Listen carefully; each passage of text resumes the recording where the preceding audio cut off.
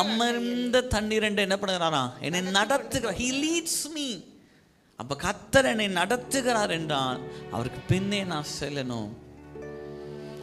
23ஆம் அதிகாரம் 6ஆம் வசனம், நன்மையும் கிருபையும் என்னை தொடர வேண்டும் என்றால் கர்த்தரை எனக்கு முன்பதாக நான் வைத்திருக்கணும். ஆமென், ஹல்லேலூயா.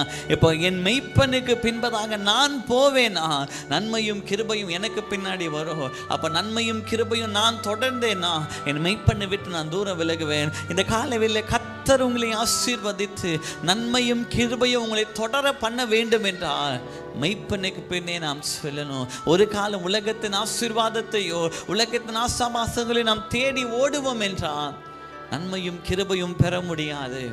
இப்போ இந்த கால வேளையில் God has to lead you. You have to follow him. கர்த்தர் உங்களை வழி நடத்த அவர் உண்மை உள்ளவராய் இருக்கிறார். நீங்க செய்வன், ஆண்டவரே மெய்ப்பெண் பின்னாடி இருக்கிற ஆடுகளே